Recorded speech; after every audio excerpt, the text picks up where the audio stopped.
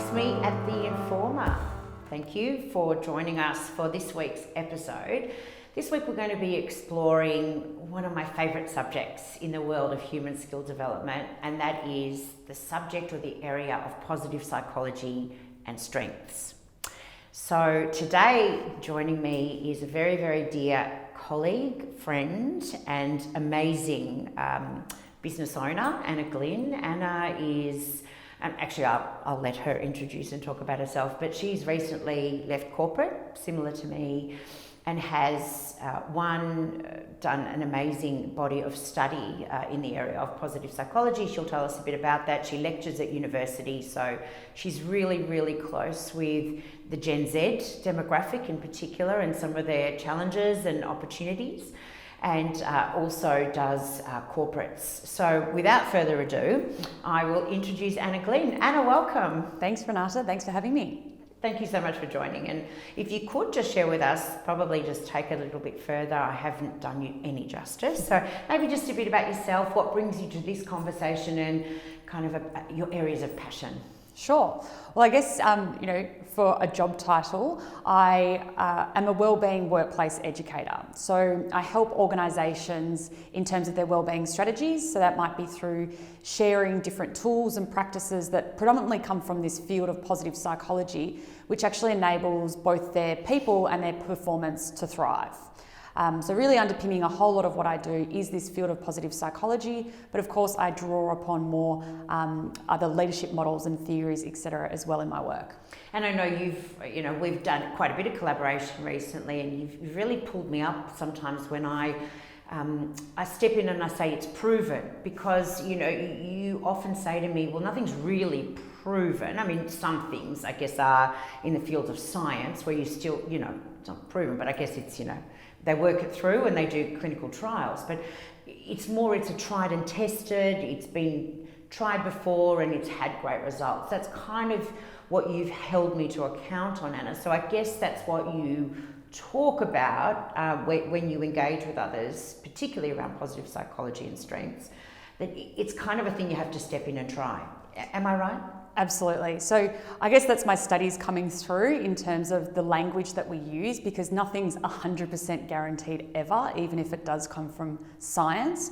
What research tells us is what works for some people some of the time. So it's a good place to start, because obviously we have some more understanding of what might be drivers for certain people and what leads to certain outcomes. But absolutely, it might not work for you, but it is about trying it and seeing how things that are being uncovered in research or clinical studies might be applied in sporting codes, in community groups, or of course within our organisations as well. And I think in the area of human skill development, it's in that nebulous unknown space, because it's the human space. It's not mathematical, it's not scientific, it's actually trial and error, and it's all about a lifelong learning. Curiosity, open-mindedness to who you are at your best version. And so it is almost like a process of elimination. Would you agree? Yeah, I agree with that. I guess intuitively we know when we're at our best. We know how that feels. We're feeling great, we're doing well, we're feeling good, we're energized. So science can kind of back up what we already know, and it can also help give us more insight into things that we might not yet already know about ourselves. So absolutely what we're talking about here is kind of individual. It's about us. It's well-being, and our highest performance isn't comparable to other people. So certainly it's about looking inward, but potentially looking outward at, well, maybe what are some of those factors that I hadn't thought about, which might also be playing a role in how I show up and how I am at my best as well. I really like that, and probably a good segue into this concept around strengths. Studies, information data have shown that there's only about 1% of people at any given time that are aware of their strengths and are actually applying it day to day. And that's a crazy sort of thought. It takes people a long time to, well, what do you mean? Like, I know what my strengths are. People would be very surprised that if you ask someone to name their strengths, they actually struggle. Is that sort of aligned with what you found through I know you've done a Master's of Positive Psychology, you're a zealot for strengths. What have been your findings or reflections in the area of strength development, self-recognition, those sorts of things? Well, I guess it comes back, the reason why we find it so difficult to talk about things that we're good at is because we have this inherent bias within us, which is called the negativity bias, which actually means that we focus on the negative and what's wrong with us, as opposed to looking at things like what's right with us or what we do have available to us. So that comes back, or has been part of us from our ancestors, the days of our ancestors, where they were constantly on the lookout for threats to their survival. So literally thinking back to caveman days, when people left the cave, they were looking out for predators that might actually be about to attack them. Now that's stuck with us over a long period of time, and what that means these days is, when we leave our house or when we show up to work, we are thinking about more so, correcting our weaknesses or what are our gaps, as opposed to, hey, what are we really good at, and let's focus on that. Because as you said, that's what research has actually found will actually lead to greater engagement, performance and well-being when we are focused on those things that light us up. Again, when we talk about strengths, people often think it might be particular skills, like technical skills, something like I'm really good at Excel.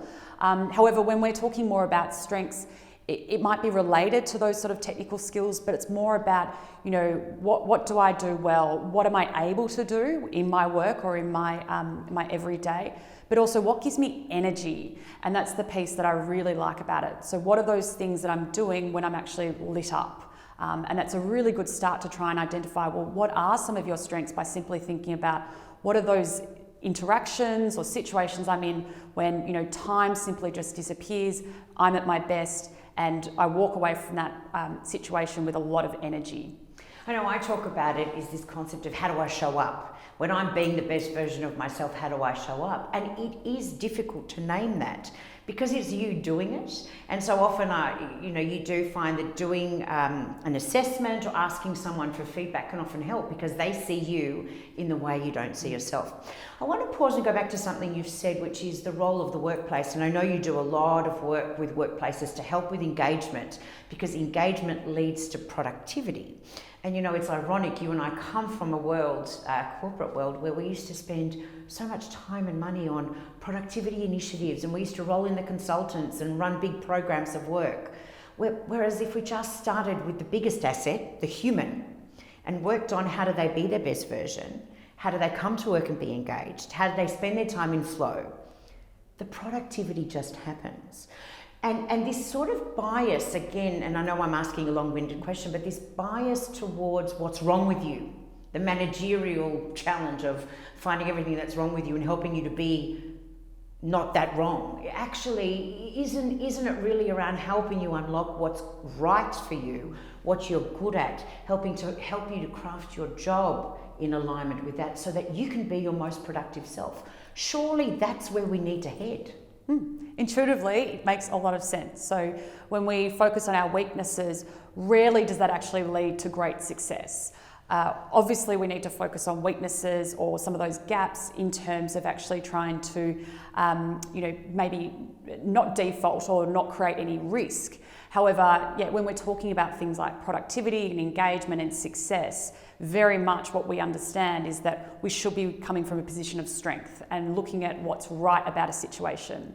And that's something that can be applied throughout the organisation. So as you've mentioned, at the individual, so the actual employee, but then also thinking about the team level. So what's the strength of my team and playing to that, and the manager being very aware of the strengths of their team as well and leveraging that. But then also thinking about the organisational perspective and, what should their strategy be or what direction or focus should they have? Absolutely, it should be on the areas that they do really well, as opposed to trying to, focus on those areas where they're not doing so well, because really all it's going to get them to is sort of average level performance, as opposed to, sort of shooting the lights out. And Peter Drucker, the father of modern management, talked about that in his, many engagements. He talked about this concept of it takes sort of the same energy to go from bad to mediocre as it does to go from good to great. Like, I know where I would rather be. I'd rather be focusing on the good to great, because I'm naturally going to feel good about myself, give more of myself, add more value, etc. And I wonder whether we could just explore diversity and the concept of difference. So in that team space, which you talked about, which is So critical. As our workplaces become more complex, individuals are rarely going to work on problem solving themselves. They need to work with others, collaborate, etc. But yet if we bring together diverse teams that are very different to one another, have different strengths and weaknesses, often it's difficult as a leader to get the most out of that team. What are your reflections on that?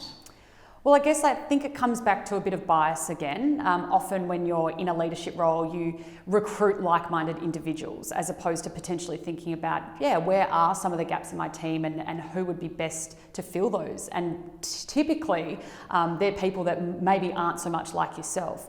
A far better strategy to actually try and become a much more well-rounded team by absolutely working out, well, what are the strengths or skills you need, and then trying to recruit people to fit each of those different roles or responsibilities, as opposed to having sort of one ideal employee in mind and then just recruiting a whole lot of people that fit that description or those characteristics. That are easy to lead, right? They were easier to lead because they're like you, they're predictable, but yet you don't get that diversity of thought and that innovative thought that comes from diversity.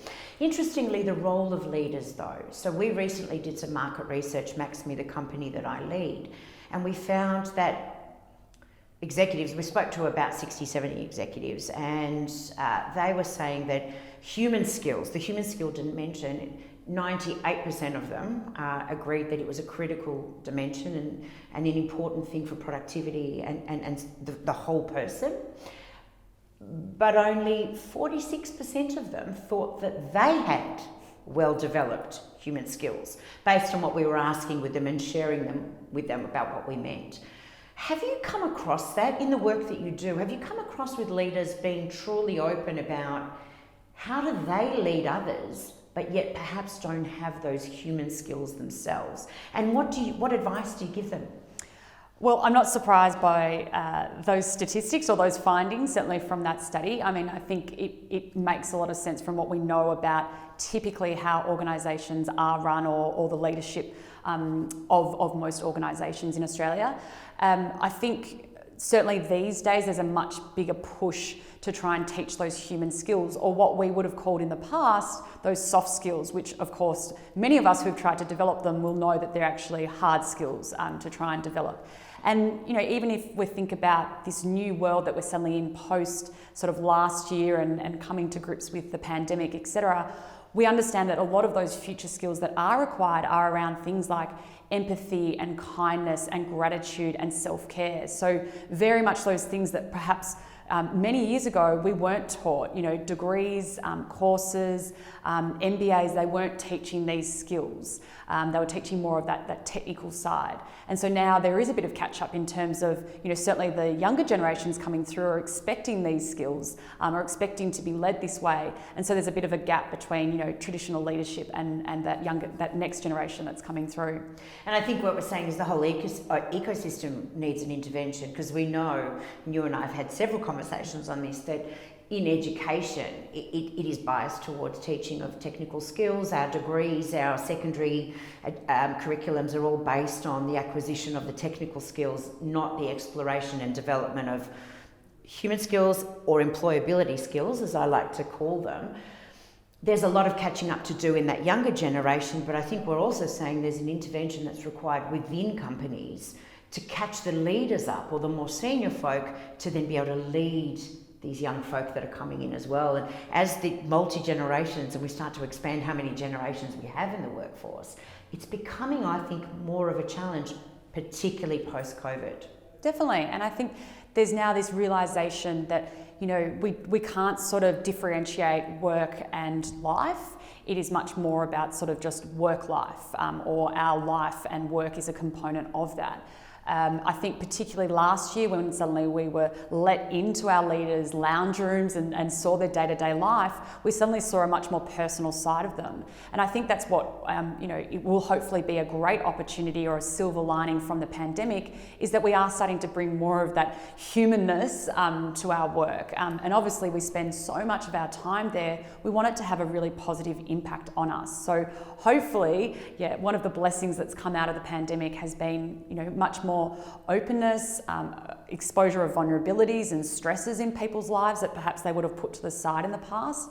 And again, hopefully more development of those human skills across, all the different generations of employees within organisations. Yeah, I agree with you. I think it's that human side that perhaps we didn't see. And then your leader almost doesn't become like a demigod or some person up on a pedestal that you sort of idolise and think is perfect. They're actually a bit more like me, which makes the attainment of leadership, being a leader yourself, stepping into your own leadership, almost more attainable, I think. Anyway, Anna, thank you so much for joining us today and for bringing your wisdom. I know that you've brought a lot of your wisdom to me, and as I've developed particularly our app Hody and some of the content within there, I know you've brought a lot of wisdom and challenge to me around certain things to round out my thoughts. So I thank you for that, and thank you for joining. Hopefully you'll join us again through the context of these shows to continue to share your wisdom and what you're seeing within your work and on the ground to help to continue to sort of challenge us and our thinking. So thank you. Thank you. Absolutely. I'd love to be involved in the future. Thanks, Anna. Thank you for joining us, viewers. Another great episode. Wow, we are being spoilt for talent in terms of the thought leaders that are joining us. So thank you, and I look forward to the next episode. Bye.